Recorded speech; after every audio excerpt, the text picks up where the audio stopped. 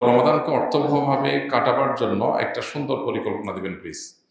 রমাদানকে অর্থবহভাবে কাটাবার জন্য বেশ কিছু পরিকল্পনার কথা আমরা বিভিন্ন সময় বলার চেষ্টা করি। এর মধ্যে নাম্বার ১ হলো রমাদান মাসে আমাদের ইবাদত বন্দেগী যেন সঠিকভাবে হয়। রমাদানের যে উদ্দেশ্য তাকওয়া অর্জন সেটা যেন সঠিকভাবে হয়, সেটার জন্য গুনাহের যে রাস্তাগুলো আছে এগুলো সবগুলোর সাথে আমাদের কানেকশনটাকে ডিসকানেক্ট করা উচিত, যাতে করে আমার আমলগুলো নষ্ট না হয়। যেমন আমরা ফেসবুক, ইউটিউব, সোশ্যাল মিডিয়া আসক্তি আছে, এখানে ভালো জিনিস দেখতে গিয়ে খারাপ জিনিস দেখা হয়, তাহলে এই অ্যাপ ডিলিট করে দেন রমজান উপলক্ষে। ১ মাসের জন্য দূরে থাকেন, দেখবেন আপনার ইবাদত এবং ভালো কাজের পরিবেশ মনোজগতে তৈরি হয়েছে। দ্বিতীয়ত, কখন কোন আমলটা করবেন এটার জন্য একটা প্ল্যান, একটা শিডিউল আপনি ফিক্স করে ফেলেন। আমি দিনের এই সময়টাতে এই কাজটা করবো, ওই সময়টা এই কাজটা করবো, বাস ফিক্স। এটা আমি ব্যতিক্রম যেন না হয় সেটা খেয়াল রাখবো, এটা করে ফেলতে পারেন। আমরা সুন্নাহ ফাউন্ডেশন থেকে গত বেশ কয়েক বছর যাবত রমাদান প্ল্যানার নামে একটা প্ল্যানার আমরা তৈরি করি। এবছর সেটা ডাবল কলাবরি করেছি আমরা, আগের জিনিসপত্র পরিবর্তন করে নতুন অনেক জিনিসপত্র দিয়ে সেটাকে আমরা তৈরি করেছি। এটা যদি পরিপূর্ণভাবে কেউ ফলো করে, ইনশাআল্লাহ তার রমাদানটা যথেষ্ট অর্থবহ হবে আমরা বিশ্বাস করি।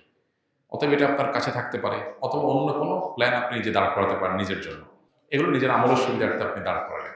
তৃতীয়ত, রমাদানের সঠিক পরিকল্পনা অংশ হিসাবে বিগত রমাদানগুলোতে আমার কি কি কারণে আমল ইবাদত হয়নি, কোন কোন ব্যস্ততা, কোন কোন ঝামেলার কারণে করতে চাইও হয়নি, সেগুলো চিহ্নিত করেন, করে এই রমজানের জন্য আর না হয় সেটার জন্য প্ল্যান করেন। শেষ 10 দিন যদি আপনি এতেকাফে বসার সিদ্ধান্ত নিতে পারেন, আগে সব কাজকাম ঝামেলা সেরে 10 দিন এতেকাফে বসেন, তো অটোমেটিক আপনার রমজান দেখবেন অর্থবহ হওয়া অনেক ইজি হয়ে গেছে। কারণ মসজিদে বসে আপনি 10 দিন ইবাদত করবেন, সুযোগ তৈরি হবে, বাইরের সাথে ডিসকানেক্টেড হয়ে যাবেন। আমাদের যে অনেক কানেকশন, অনেক যোগাযোগ, আমাদের এক একজনের ফেসবুকে 4-5 হাজার বন্ধু। যার 5 হাজার বন্ধু আছে সে ইবাদত কখন করবে? মানে বন্ধুর হক আদায় করতে করতে তো শেষ। বন্ধু মেসেজ দিছে, কি দিছে, বন্ধুর নোটিফিকেশন আসছে, বন্ধুর জন্মদিবস নোটিফিকেশন আসছে, তারা উইশ করো, বন্ধু পোস্ট দিছে সেখানে কমেন্ট করো, লাইক দাও। মানে এই তামাশা যদি করতে করতে 5,000 বন্ধু কি সোজা কথা? এই জন্য আমরা যদি এই সমস্ত কানেকশনগুলো থেকে একটু সরে আসতে পারি, এতে কাফে বসেন শেষ 10 দিন, আরো সম্ভব হলে 20 দিন বসেন, দেখবেন আপনার আমল নেই করা সহজ হবে। এই জগতের ব্যস্ততাগুলো থেকে সরানো ছাড়া আমলের পরিবেশ আসলে খুব বেশি হয় না। এর জন্য সৎসাহস দরকার, সঠিক হিম্মত দরকার। আমরা রমাদানকে কেন্দ্র করে এই জন্য 3টা বই লিখেছি আলহামদুলিল্লাহ। একটা হলো রমাদান প্ল্যানার, যেটার কথা বললাম, একটা হলো মাহে রমজানের সাথে আমল, এটা আরেকটা বই ছোট্ট, আরেকটা হলো তারাবিতে প্রতিদিন কি পড়া হয়। সব মসজিদে বাংলাদেশে একই নিয়মে তারাবি হয়, একই নম্বর পারা চলে, ওই পাড়ার নির্যাস কি সেটা আমরা ওখানে উল্লেখ করেছি, তারাবি সালাতে কোরআনের বার্তা এই বইয়ে। এটা যদি নিয়মিত পড়েন তাহলে কোরআন সম্পর্কে আপনার ধারণা হয়ে যাবে, তেলাওয়াতের পাশাপাশি অর্থটা বোঝার তৈরি হবে, কোরআন আল্লাহ কি বলেছেন পুরো রমজানে আপনার সামনে জানাটা সহজ হবে। আল্লাহ তাআলা আমাদেরকে অর্থবহ রমাদান কাটাবার তৌফিক দান করুন। আমি একজন আলিয়া মাদ্রাসার শিক্ষার্থী। কিছুদিন আগে আমি একটি মেয়ের সাথে অবৈধ সম্পর্কে লিপ্ত হই। পরবর্তীতে আমার ছাত্রাবাসের একজন শিক্ষকের মুখে অবৈধ সম্পর্কের ভয়াবহতা সম্পর্কে জানতে পেরে আমি সম্পর্ক ছিন্ন করার সিদ্ধান্ত নিই। তবে মেয়েটি আমাকে জানায় যে আমি যদি তার সাথে যোগাযোগ বন্ধ করি তাহলে সে নিজের ক্ষতি করে ফেলবে। এমন অবস্থা আমার করণীয় কি? প্রথম কথা হলো যে হারাম কোনো কাজ থেকে কেউ যদি ফিরে আসার সিদ্ধান্ত গ্রহণ করে তাহলে সেক্ষেত্রে বিভিন্ন বাধা আসবে, এই বাধাগুলো তাকে দূর করার চেষ্টা করতে হবে। এখানে যে বাধার কথা আপনি বলেছেন যে মেয়ে নিজের ক্ষতি করবে, মানে আত্মহত্যা করবে বা এই টাইপের কিছু সে ইঙ্গিত করেছে, তো প্রথমত আপনার কাজ হলো তাকে বোঝানো, যতটা হৃদয়ের আকুতি দিয়ে আল্লাহর ভয় যেটা আপনার মধ্যে জাগ্রত হয়েছে সেটা তার মধ্যে জাগিয়ে তুলতে পারেন সেই চেষ্টাটা আপনি করবেন। এবং এই দূরত্বটা যে আল্লাহর খাতিরে, এটা যে কোনো ছল ছাতুরি বা ছলনা থেকে না, সেটি আপনি নিশ্চিত করবার চেষ্টা করবেন, তাকে আশ্বস্ত করার চেষ্টা করবেন। এর পাশাপাশি যদি দিনদারিতার কোনো ঘাটতি না থাকে, কিছু ঘাটতি তো আছেই, কারণ অবৈধ সম্পর্কে যে জড়িয়েছে তার দিনদারিতার ঘাটতি তো আছেই, তারপরে যদি আপনার সব হিসাব নিকাশ মেলাবার পর মনে হয় যে একটা দিনদার জীবনসঙ্গী হিসাবে তার সাথে জীবন পার করা যায়, তাহলে সেক্ষেত্রে প্রয়োজনে সকল সম্পর্ক দূরে রেখে বৈবাহিক এবং হালাল সম্পর্কের জন্য সিদ্ধান্ত গ্রহণ করবেন এবং সেদিকে অগ্রসর হবেন। অবৈধ সম্পর্ক, হারাম সম্পর্ক, এটা শুধুমাত্র একটা গুনাহের বিষয় না।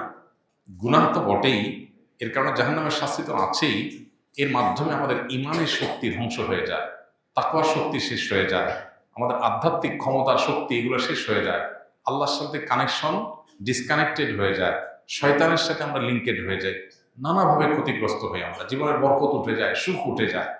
এই জন্য হারাম সম্পর্ককে না বলতে পারা এটা অনেক বড় একটা সিদ্ধান্ত, এবং এই সিদ্ধান্তের উপরে আপনার শুধু আখেরাত নয়, দুনিয়ার বহু কল্যাণ এটার উপর নির্ভর করছে। পৃথিবীতে যে সমস্ত সমাজে এই বিবাহ বহির্ভূত সম্পর্ককে তেমন কোনো দোষের বিষয় মনে করা হয় না, যারা এটাকে র্যান্ডম অন্য 10টা সাধারণ বন্ধুত্বের মতো মনে করে, অবৈধ অন্যায় মনে করে না, সেসব সমাজগুলোতে অনেক চকচকে তকতকে আপনার লাইফ বাহ্যিক এবং খোলা চোখে আপনি দেখতে পাবেন, কিন্তু ভেতরে একটু ঢুকলেই দেখবেন হতাশা, ডিপ্রেশন, অশান্তি এগুলো পরিপূর্ণ হয়ে আছে। এজন্য আল্লাহর জন্য হারাম সম্পর্ককে না বলতে হবে।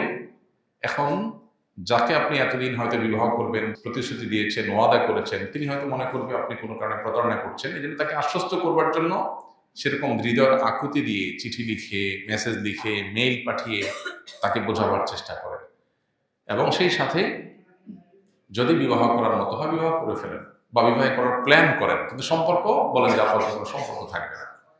এবং এরপরও যদি আল্লাহ না করুক সে ভুল কিছু করে, তাহলে সেটার জন্য আপনি হারাম সম্পর্ক কন্টিনিউ করে যেতে বাধ্য নন। কেউ যদি ভুল কিছু করবে সে ভয় দেখায়, বেশিরভাগ ক্ষেত্রে ভয়গুলো ভয় পর্যন্তই থাকে। তারপরেও আল্লাহর অবাধ্য হওয়ার কোনো সুযোগ নাই কোনো মানুষের দিকে তাকিয়ে।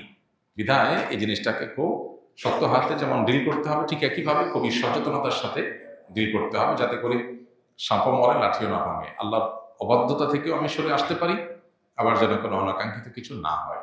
যদি আমি দুইটাকে একসাথে কম্বাইন করে বা আপনার দুইটাকে একসাথে আমার কনসিডারেশনে এনে আমি করতে না পারি, তাহলে আমি কনসিডার করবো আল্লাহর বিধান। সো আল্লাহর বিধান রক্ষা করতে গিয়ে যদি কোনো মূল্য দিতে হয়, ফাবিহা ওয়া নি'মা, আমি প্রস্তুত, এতটুকু থাকতে হবে। এটাই হল তাকওয়ার দাবি। আস-সুন্নাহ ফাউন্ডেশন, উম্মার স্বার্থে সুন্নাহর সাথে।